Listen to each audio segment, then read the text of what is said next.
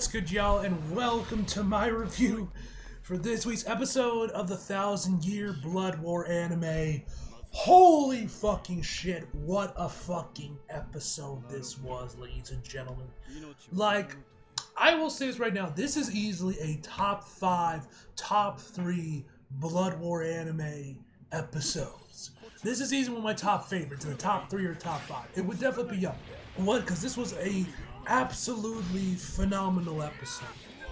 And like, hell, man, I might, whenever I finally finish the main series, you know, whenever that day may come, whenever I finally find the fucking time to really get back into it and binge some episodes again, this might be like a top 10 favorite episodes, man, because this episode was amazing on just all fronts, man. The voice acting.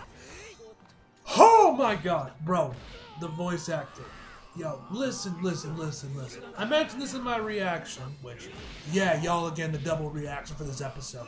I was already planning on doing it just because of Rukia's Bankai, but after watching the episode, man, I have to do the double reaction for this. But, given, you guys know that I love the Bleach dub. It's my preferred way of watching Bleach. Just me personally. I prefer the dub, that's just me. But, even I question if Michelle Ruff and Asnod's WA can match their Japanese counterparts, especially Asnod. My god, I hope that dude has already begun training. Because, Jesus Christ, bro, Asnod's Japanese VA, which, just to remind you of how insane this is, he is voiced by Kirito. Asnod is voiced by Kirito's Japanese voice actor. I keep bringing this up because it's still because it's not any less shocking no matter how much I bring it up. Like, this dude's voiced by fucking Kirito, and this is what he's putting out, bro. First of all, rip his throat, man. Like, that dude's throat had to have been shot by the end of this by the end of when he was done recording this episode, bro. If it isn't, I don't know how it couldn't be. Granted, voice actors have their tricks to make sure they don't completely destroy their vocal cords and their throats while recording. They have their witchcrafted wizardry and how they do that shit, man. But still, bro, like, I don't know how that was even possible, bro. How he got that out of him, bro. Just the sounds and everything, bro. Like, just a round of applause to him, bro. Like, I cannot make this enough. Like I said, I don't know how Asnod's dubbed, and you guys know, I actually liked Asnod's voice. I actually went back behind the voice actor to listen to the clip again, and yeah, he sounds amazing. I know some people were complaining about, like, there was, like, too much reverb or whatever. I don't know, we'll have to wait and see when the second core started, when they get that out, because I think that's, like, the next episode, I think, is when we hear Asnod again for the first time, at least, or maybe it might have been this episode, I don't remember. Haven't watched the dub episode that came out this week yet. That they made any changes to it, given the criticism that a lot of people weren't really that big on it. I personally loved it. But yeah, man, like, like Michelle, I'm sure she'll be great. She'll do great, man. It's Michelle Ruff. She's amazing. She's one of my all-time favorite WAs. I'm sure she'll kill it. But as not WA, bro, I don't know if I don't even know if I'm not even saying that they'll top it. I'm just wondering if they can even match the Japanese. Just me personally, bro. Like, that just shout outs to both of them, bro. And like, yeah. Not really much more I can say on that, because that was obviously the big part of the episode. Obviously, her Bankai looked amazing as well, and then of course you have the stuff with Byakuya as well, man. But just hats off to Asnod's VA, Japanese VA, excuse me. Just hats off to him, bro. He killed it, bro. And like, I don't know, like, how the dub will fare when this gets in. So this might be one of those times where I will say that the Japanese is better, you know. But we'll have to wait and see on that, bro. And yeah, but then again, the last time I was actively questioning if a dub VA could even match their Japanese counterpart was Justin Briner with the Black Hero arc, and J. Michael Tatum with Aaron's speech at the end of season 3, and both of them just blew me and just completely knocked my socks off with their performances, bro. So maybe the same thing here. Like I said, I'm sure Michelle will do great, bro, but that's not VA, man. I'm curious about him, bro. I am curious if he will be able to really do well with this scene, man. He'll be able to do this scene justice, bro. It'll definitely be intriguing to see whenever this episode airs in the dub. But yeah, enough of my mindless ramblings. Have gone on for 5 fucking minutes, at least according to OBS. Let's just jump right into the actual episode. Also, guys, my dumbass forgot to put on my Bleach pants when I was recording my reaction. Completely forgot about that, but, you know, after I realized after I was recording, I put them on, so, you know, I am wearing the Bleach pants for the recording the review, but I just forgot to put them on for the reaction. Anyway, so, on to the actual episode. So we start the episode off with Ichigo and the rest of the Squad Zero at the once again at the Soul Palace right when Ichigo's about to leave to go back to the Soul Society. First of all, I'm kind of pissed off we skipped what's her name's like I guess room or palace what Ichigo's was gonna do there because one, you guys know she's my favorite member of Squad Zero. Two, mostly because one, she looks cool, she's bad as hell, and her actress is nice. I like her voice. But yeah, she's just awesome and she's sexy. She's badass. I love her. She's bad. Anyway, so, and I also thought the room was just cool as hell and would have liked to see what they did there. So, we didn't see what went down there, which kind of sucks, but it is what it is. Whatever. So Ichigo's in there. He's finally rocking his new outfit. I guess more Indian-inspired garb. I don't know if it is more Indian in fashion with like the tunic or whatever, the turban tunic, whatever it's called. Those hat things that Byakuya was also wearing later on the episode as well. I'm no expert on fashion, so please correct me if I'm wrong in the comments. Either way, he looks badass. He looks amazing. So she opens up this door and it leads to like this, and like you have this circular stairwell, a spiral stairway that goes down and down all the way up from the Soul Palace all the way down back to the Soul Society. And it's obviously it's long as hell. They've been and actually Space Dandy looking dude. I'm sorry for forgetting this guy's name, man. It's been a minute. And my brain's just everywhere just from this fucking episode, man. But he tells them they took him in the Tenchuren, which I'm assuming that was like the ship thing that they arrived in when the sort of Squad Zero was finally introduced into the anime. But he says they don't want to make constant trips. They want to constantly be seen going down there, casually going down there all the time. Don't know why. I mean, given the situation here, I feel like you want to get each of there as soon as possible. But whatever. And so he tells them that it'll only take him about a week to do there if he just constantly uses Flash Step. And Ichigo's like, okay. He's like, wait, what? What do you mean, okay? He's like, all right, as long as, if I hurry, I can get under there in like under an hour, as long as I get there before the Quincy attack. And then Ichibei comes in like, oh no, bro, don't worry about that. They already have. And then that's when Ichigo just fucking dives off the hole, just dives off and just starts free falling, diving down there. He says, fuck the stairs. He just starts diving down there to get there quicker. He's like, why didn't you tell me sooner, you idiot? And then Ichibei tells like you were training 3 hours ago, remember? And so, the fat chick, I'm sorry I'm slipping on these characters' names, which actually, fun fact, I actually have her in BBS. She's like the only member, member of Squad Zero I actually have. I was able to pull her. But anyway, so she hands him some rice balls, whatever the case may be. I'm curious if these will have like some special properties, something like some sensu bean type thing where they like instantly rejuvenate Ichigo when he eats them. Whatever the case may be, he starts diving down there, and we head over back with Urahara and Mayuri when Urahara gets a call from Ichigo saying that this might sound cocky, but even if the battle continues, starts looking bad for you guys, just hold on till I get there. I'll take care of the rest. And Urahara tells him understood. And then back to Uryu and Hashwell, as once again we're back where he asks, where he's about to tell Uryu what sort of being his Yuha actually is. So he takes him to this back room that is labeled, that we learn later on is called the execution grounds. So you have B9 as well as the other guy, the Iron, that stole Toshiro's Bankai. And they're like tied up to these poles, and they got like I also love the way this is lit up. You got these like blue flames surrounding the area, man. Nice to set the mood when you're about to kill somebody in a torture ground. I'd say it's a good way of setting the mood. But anyway, so Hashwell goes to kill the Iron first, but is blocked by, of course, the Iron.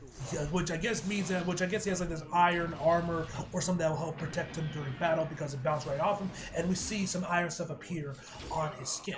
And this is when Hashwell mentions that you were fortunate to block the Blade of Judgment. However, the life that was spared by your good fortune will be removed with the same amount of misfortune. This is when we see this giant fucking Quincy scale thing that I guess, which I'm assuming the way how Hashwell described it is that the powers he was given to be able to block it was basically reversed, and that same amount of force or power was used to kill him. I'm assuming that's something that's kind of what Hashwell was getting at with this. Either way, man, this big-ass scale appears behind him. He says the scale is tipping. We get this amazing shot of the scale appearing in the iron's eye. Once again, the storyboarding here looks great. And then, next thing we see is, like, his head is missing, and there's blood spewing everywhere. Now, it actually looks like there was some slight censorship here, because around that area where the iron is, where his like, headless body is, like, gushing blood, it looks way more out of focus compared to the rest of compared to B9, the rest of the shot. So I'm assuming this was like some slight censorship done, for the TV broadcast. I'm assuming will get removed for the Blu-ray release of Core 2. The Blu-ray will not be there anymore, I assume, because this is like I'm pretty sure this is like the only time we've seen any sort of censorship in Bleach, the 1000-year blow at this point, and it's just that. But regardless of such, man, this like blood starts spewing everywhere. He's like right next to the wall, next to Uryu. Some of the blood even kind of gets on him a little bit.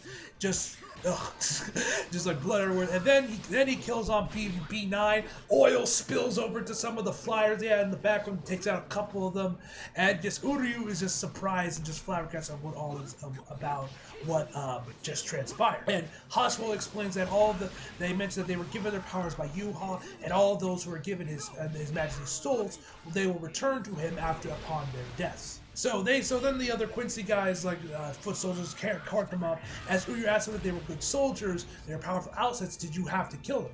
And then Hoshimo explains to them that the Soul Society is not Yuha's grand plan, and it's up to His Majesty to describe who is needed, who isn't for his plan. He then continues on saying that Uryu has chewed, drinking Yuha's blood, and that there's no way for him, to escape from it.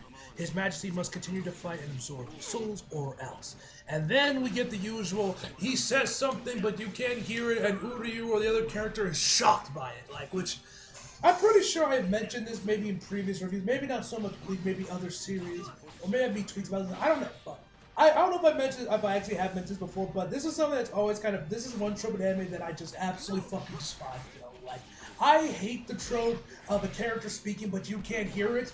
I always thought it was so pointless. If you want to keep the mystery alive, why not just cut from it, or just show us Uryu's face, or something else, bro? I always thought this was just dumb. I don't know about y'all, but I always thought this trope was dumb as hell. Also, guys, gotta mention this real quick before I forget. The music in this episode was absolutely phenomenal, bro. As we get here right in the next section where we get over back to Rukia. Like I said, the music here, man, just make the music throughout the entire episode was just fantastic from start to finish, man. So, Rukia is looking around, seeing she can't sense any more spiritual pressure, so she thinks there must not be any soul reapers around this area. She thinks that maybe it's about time for her to regroup with Renji and attack the castle right away. But then this hand appears and grabs Rukia's hand. She's wondering what the sensation is. And then Asnod whispers in her ear, "Are you scared?" And actually, if you watch the episode with headphones, which I didn't for the first time, I went back to rewatch it right before recording the video, I actually was wearing my headphones, and you can actually hear it out of the same ear that Rukia hears it in just that ear, which I thought was a nice little attention to detail to make this episode feel a little bit more immersive. I thought that was a pretty cool choice. So Rukia's like, "Oh God, what is this?" She's getting a little spooked by this. And then that's when Asnod finally appears, saying, "Lonely, lonely, I'm so lonely. My Zenpon Sakura, where is it?" And once again, bro, Asnod's Japanese voice actor, goddamn, like I mentioned before, he is voiced by Kirito. This is not the character I would expect him to voice. I would expect the voice actor for Kirito to voice, man. Just hats off to him, man. What a talented voice actor he is, bro. So he asks Rukia where Byakuya is, and of course Rukia tells him to fuck off, that she has no obligation to tell him where he is. And then this is when you finally see him take off his jacket. And first of all, I love his outfit he wears underneath, his little scarf jacket. I don't know what that thing that the Quincy's wear, capes. I don't know what that thing is actually supposed to be called, but his main outfit looks amazing. He's a lengthy motherfucker, I know, bro. He's very lengthy, I noticed. Anyway, he asks her, "Oh, if I kill you, then will he come for it? Will he come? And the shot, the key animation this entire episode was just amazing. We have this shot with Asnod staring blankly into Rukia's soul. That looks amazing. Rukia got some amazing shots later on. Of course, there's Byakuya, Ichigo earlier on, but just the key animation this entire episode was next level, bro. So anyways, I was saying, he asked her if Byakuya would show up if he killed her. Rukia says perhaps, and starts firing his thorns at Rukia, which she easily dodges them. The animation here looked great as well as she was dodging them. So more pop up there. She manages to create a wall of ice using her Zanpakuto, but as I mentioned, that ice can't stop fear, and we see like the fear kind of like seeping out of the ice and going down on her. So like literally, this entire episode where we see like the fear trying to make contact with Rukia, it reminded me a lot of the Venom symbiote, like the way it moves and everything. It reminded me a lot. I'm actually wearing my Venom shirt, funny enough, actually, guys. But yeah, I love the way this looked really cool as well. And it eventually makes contact with her. We get this nice like inverted the shot where it makes contact with her, and like the colors invert here. That looks really good. He says that is what fear feels like, and Rukia says, so this is fear. Then what is it that you feel? Is it perhaps fear having no effect? Is yours? And also, once again, the voice acting from Rukia's Japanese VA, man, just amazing. Like, they were both just phenomenal this entire episode, man. And so Asuna replies, fear having no effect? That's not possible. And Rukia says, alright, if you believe that, then hit me again with your thorns. And then he does, and so he does it again. Also, she also tells him to behold and tremble with fear. This is the real Shirayuki, if I pronounce that right. Which, God, I love Rukia. So once again, they attack her. 3 of them make contact with her, and Rukia instantly turns them into ice and shatters them with her fist, bro. Just so fucking cool. Although I'm not able to draw out Shoden no Shirayuki's true power, it takes time for my body to grow accustomed to it. I couldn't afford to be struck by your attack until then. And then Asuna says, what if you freeze? As I said, fear cannot be blocked by ice. My fear does not enter through wounds. It's the slightest skin touch that allows it to dissolve and seep in. And this part, my God, bro. Like, I don't know who directed this episode, bro, but whoever did, shout outs to y'all, man. Shout outs to you, bro. Like, my God. Like, whoever directed this episode clearly knows his shit with horror. Along with Kubo, of course, as well. But my God, this was so well done. Once again, the voice acting is amazing. As I mentioned, that every person has objects of safety and objects of fear, and says that whenever people ask why a particular place makes them feel safe, they always give a vague answer that says like, oh, it just kind of does. And then, but whenever he says that, whenever they send him to a place of fear, like as he says, even an idiot can provide a clear reason. And I love the way this is designed, where we see the shot of Rukia with her eyes blacked out. So we see like this black stuff dripping from where her eyes should be. Like I said, the Venom imagery, bro. Like, there is so much imagery that reminds me of like the Venom symbiote when it's like getting on Peter or whoever and everything. Like, bro, it's just, like, I can't be the only one that's seen this Venom imagery, man. I can't be the only one that's seen these similarities between the two, man. I can't be.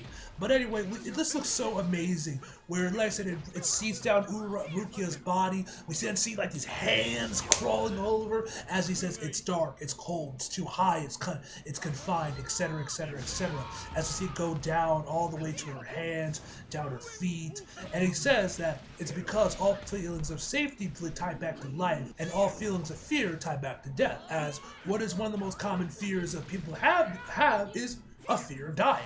So that obviously makes sense. And once again, it continues seeping down her entire body. We get to see Rukia's foot. So if y'all are into that, I hope y'all enjoyed the shot. Anyway, he says, even those who are not able to provide reasons for wanting to live can provide reasons for not wanting to die.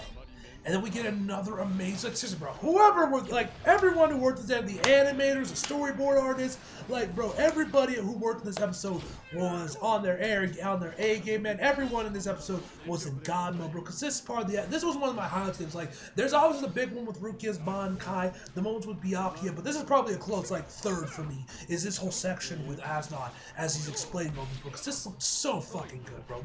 The animation here just looked amazing, bro. This was just a feast for the eyes. This just looked incredible. Anyway, as he was saying, it's not just creatures that possess those feelings. All living things instinctively avoid death. In other words, fear. And we get this really creepy shot of Asuna where like his eyes are rolled back into the back of his head, bro. Just looks so fucking good. All those with life live to avoid fear, strengthen themselves to avoid fear, and grow to avoid fear. As long as you're alive, fear will always have an effect on you. And then we get another really creepy ass looking shot of Asuna. Like I said, the key animation of this episode was God. So good.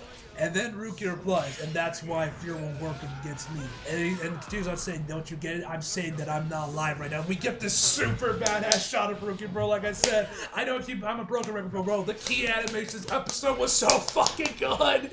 Like, oh, this shot of Rukia, like, bro. I was originally gonna just probably make this thumbnail just, you know, the Rukia's Bankai, shot of her Bankai, which I might still end up doing. I typically avoid putting spoilers and thumbnails, bro. But fuck it, we already saw this shit in Jump Force and BBS for years, bro. So fuck it, who cares? Everyone's seen Rukia's Bankai at this point. It's all over the place on fan art, bro. This is sick. I don't care. You know, this is like one time where I'll break that rule, bro. But no, I might use this shot instead, bro. I might use this as my main shot. I'm not sure, y'all. You guys will have to see when the video comes out, and you guys saw the thumbnail there when you clicked on the video, bro. Oh, this shot of Rukia looks so fucking clean, bro. And as that means, like, it's like, what do you mean by that?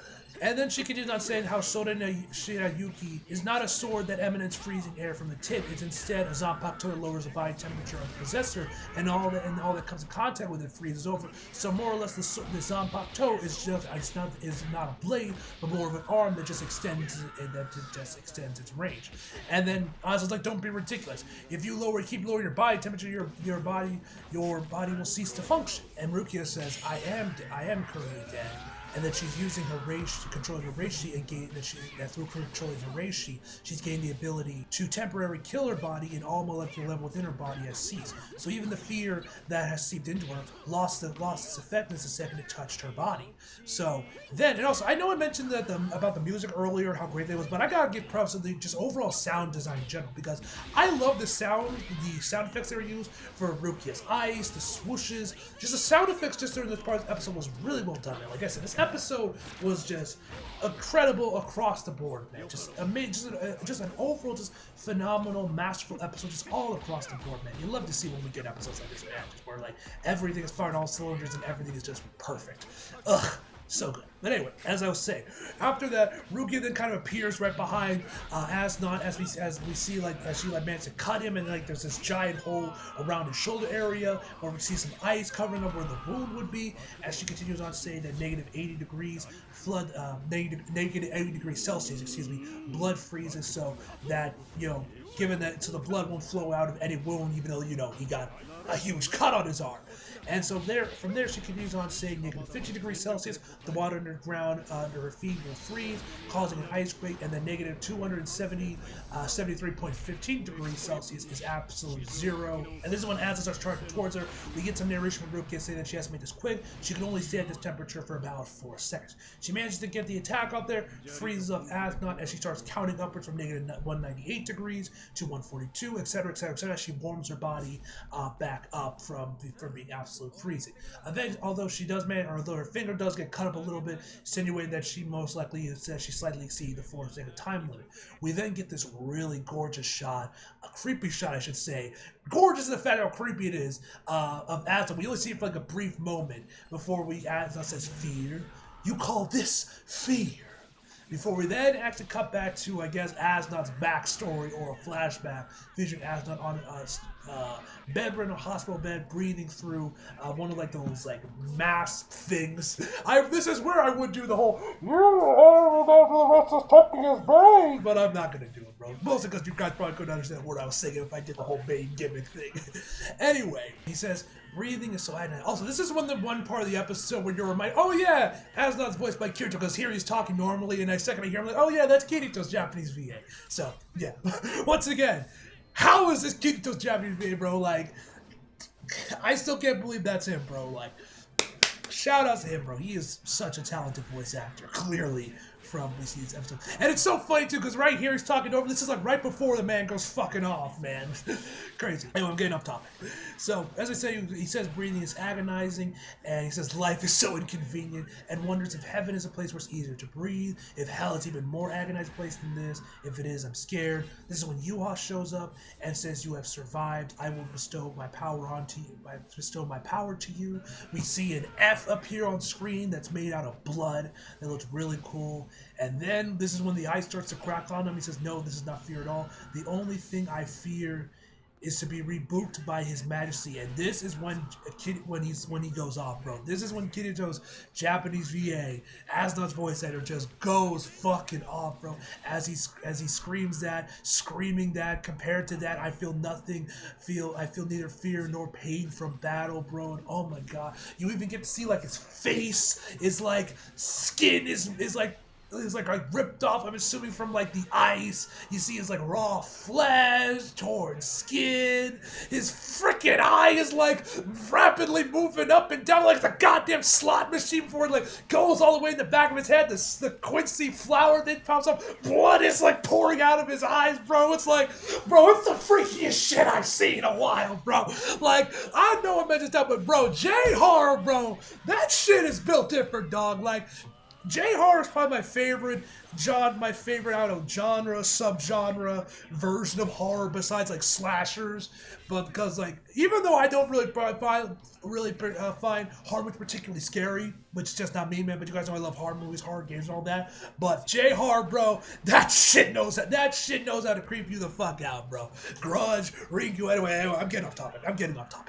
But oh my god, bro, this was so well done, so creepy. Once again, just shout out, just a round of applause to Asnod's Japanese VA, bro. I don't know his name off the top of my head, what the name of Kirito's Japanese VA actually is, bro. But shout outs to him, bro. Actually, let me look this up right now. Okay, it's by Yoshi Tsuki Matsuka. I probably butchered his name, bro, but there it is. Shout out to him, bro. Just, oh my god. Just, what a talented voice actor. Anyway, so this is when he unleashes his like ultimate form, Tatar Forest, if I'm pronouncing that right, which I'm probably not.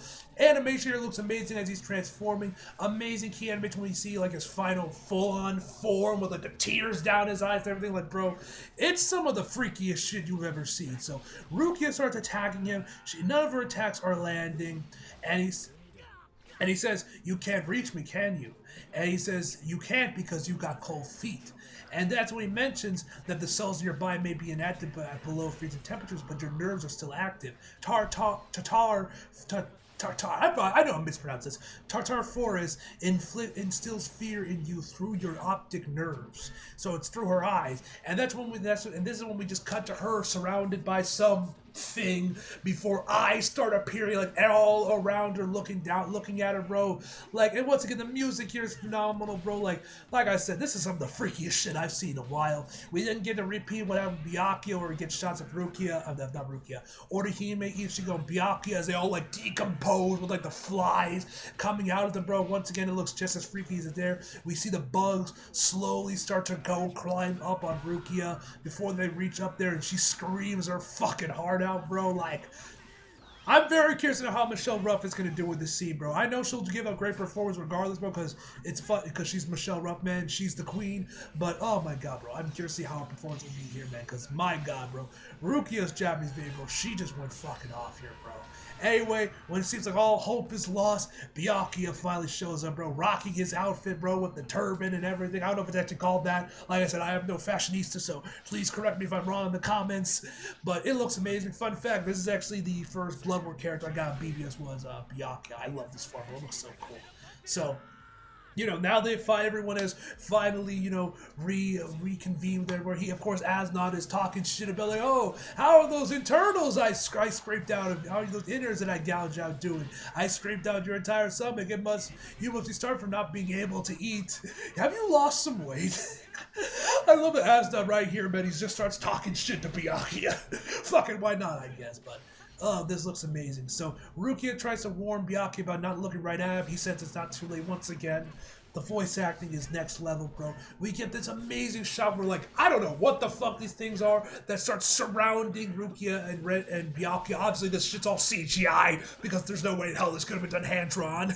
But as the camera circles around them, bro, just, this episode was just a masterpiece on all fronts, bro. Just masterfully crafted on all fronts. Anyway, Zenbone Zakura makes quick work of these guys. Asna thinks this is him using his Bankai, and he wishes he kept his Bankai. And then Byakuya tells him to look carefully, that this is all just a Shikai. This is where we finally get the trailer shot we saw with Byakuya, which, oh my god, bro, the key animation here just looks so fucking good, man. And Asnod is, of course, shocked by this revelation, and Byakuya tells him, thanks to getting my Bankai stolen by you, I was able to rediscover the true essence of Zenbone Sakura. He continues saying bonds are like pointillist painting, if I'm saying that right. One must take a step back to see its true form. I had forgotten that. And he says, and allow me to thank you, Asna, which you love to see. And like, if you didn't think Kirito's Japanese VA could get his voice any deeper or sound any more creepy before, but if you think you go any deeper than this, he proves you wrong. Now, granted, this could have all been done in post, like, for all we know, bro. I don't know, but I got this. It sounded creepy as fuck. Where it says, "I will not kill you. I will not kill you. I will keep you conscious and mind your intact. I will make you live for eternity, begging for a blissful death." As we see him transform again, bro. And oh my god, the voice acting here was just next level godly. Oh my god, bro. What a performance. What a performance from him. And then Byakuya says, I could sense your spiritual pressure even as I was coming down here. You've become strong, Rukia. Bruh. Listen, I know I've said in previous videos, and I still kind of feel this way to this day, that a part of me wishes Kubo did stick to his original guns and keep Byakuya dead for the anime, just because I would like to see how this arc would have turned out if he stuck to his guns and Byakuya wasn't brought back. But at the same time, I'm glad he was, because we wouldn't have gotten this moment before, bro, because, oh my god, this was such an amazing moment, because y'all know, Byakuya has almost never really put over Rukia, really praised her. Half the time, he barely even acknowledges her, half the time, bro. But to see him finally put her over, to acknowledge her, to praise her, saying she's gotten strong, bro. Rukia starts to tear, bro. No, like, I was tearing up listening to this shit, bro. I'm not even joking when I say that. Seriously, bro. Bleach is peak, bro. What an amazing line, bro. And, ugh. This was such an amazing moment with Rukia, bro. Oh my god. I can't wait to hear Michelle do this scene, bro. And with also Byakuya's English VA, bro. I love him too, bro. Oh my, I can't wait to hear this in the dub, bro. This is gonna be such an amazing, this is gonna be such an amazing episode of the dub.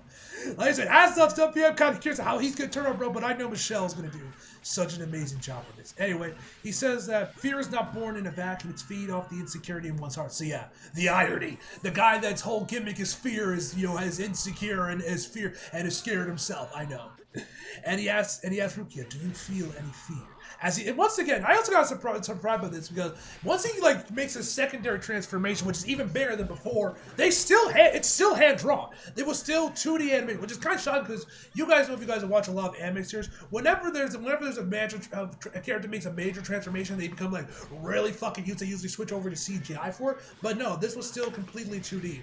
Which I was kind of surprised by and also glad to see as well. And it looked amazing, bro. Creepy as shit, bro. This is also when the EED starts playing. And then as I was like, all right, bro, I'm going to finish you up. Let's go. He's like, telling y'all, let's go, bro. And the Byakuya's like, nah, I'm sorry, bro. I'm not the one who's going to finish. And he just backs away, bro, and lets Rukia take care of the rest, bro. She unleashes her Bankai, bro. Freezes the guy over.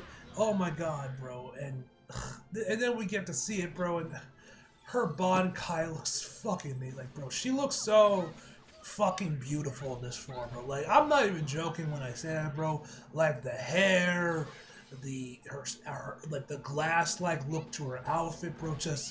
She just looks beautiful, bro. Like, I'm not even trying to be funny here or fun with y'all. Like, she just looks beautiful, bro. There's no other way to describe it. This is a beautiful Bankai. There's no other way to say it, bro. Just amazing. Then we get another amazing moment where Byakuya grabs Rukia's hand, and his hand starts freezing a little bit as he tells her to undo it slowly, and says that it's a magnificent Bankai. Oh, I love this series, bro. God, this is such an amazing episode, man. And he says that's also a very difficult Bankai. The tiniest misstep can cost you your life. It's a perilous Bankai. Handle it with caution. Never be impatient with it. Know that there's nothing that can be saved by a sword swung in exchange for one's life, as we see it slowly transform back, and he says, "Let's protect the Soul Society." And then that's when we get the episode card. I thought the episode was over, but no, we still had a little bit more where we get to see Isane and Yachiru. Yeah, Yachiru is still around. Like, I thought with everything that happened with her, with Kenpachi and Unohana, I thought Yachiru was just gonna like disappear or something, or like that she was like his sword or something, because you know his Zanpakuto Tofai starts talking to him. But no, Yachiru is still chilling, doing her thing with Isane. Anyway, we see another one of the Quincy's pop up there. Yachiru manages to sock him, but then he gets a punch back, and that's where the episode ends, ladies and gentlemen. My God, what a fucking episode, bro. I have gushed about this episode from 6 ways of Sunday, bro. I'm just rambling, bro. Like, my brain is just still trying to comprehend this episode, bro. Just still mush after watching it, bro. But yeah, I'm gonna end this review now before I start continuing to just randomly just start rambling. But yeah, man, final verdict, y'all already know. 10 out of fucking 10, ladies and gentlemen. Hype for next week, bro. Should be interesting with that one. Maybe that's when we're gonna see Ichigo finally get back into the fray, man. Hopefully. And yeah, just what an episode, man. Rukia's Bankai looked incredible, bro. Incredible voice act from Asnon, Rukia's Japanese VAs, bro. It's an amazing moment between her and Byakuya, man. I mean, not much more I could ask for. This was a perfect episode, man. And yeah, hope you guys enjoyed the video. Like if you did, subscribe if you're new. Follow me on my socials if you feel like it. Links on screen box below. And as always, come back for more. See you guys next time.